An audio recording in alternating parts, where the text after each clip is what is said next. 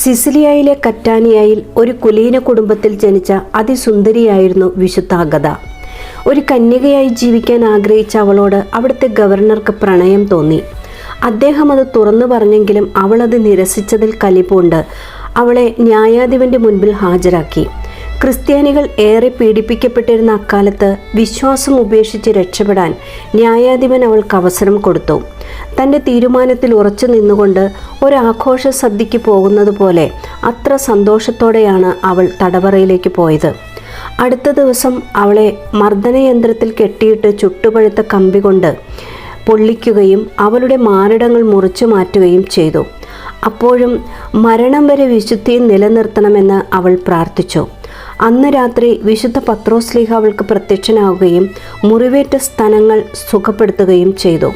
പിറ്റേന്ന് ന്യായാധിപൻ ഇത് കണ്ട് അത്ഭുതപ്പെട്ടെങ്കിലും വീണ്ടും വിശുദ്ധ അഗതയെ ചുട്ടുപഴുത്ത കൽക്കരിക്കും കുപ്പിച്ചില്ലുകൾക്കും മുകളിലൂടെ ഉരുട്ടി. ആ സമയം അവിടെ വലിയ ഭൂകമ്പമുണ്ടായി. അങ്ങനെ പാതി മരിച്ച അവളെ അവർ തടവറയിൽ ഉപേക്ഷിച്ചു.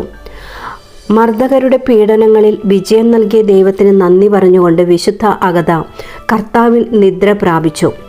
അവളുടെ മരണത്തിന് ശേഷം കറ്റാനിയ നഗരത്തിൽ എറ്റ്ന അഗ്നിപർവ്വത വിസ്ഫോടനം മൂലം വൻ നാശനഷ്ടങ്ങൾ ഉണ്ടാവുകയും മരണഭീതിയോടെ വിജാതീയരടക്കം വിശുദ്ധ അഗതയുടെ കബറിടത്തിൽ വന്ന് പ്രാർത്ഥിക്കുകയും വിശുദ്ധയുടെ ചിത്രം അതിനു നേരെ പിടിക്കുകയും ചെയ്തപ്പോൾ വലിയ ദുരന്തം ഒഴിവായതായും ചരിത്രം പറയുന്നു.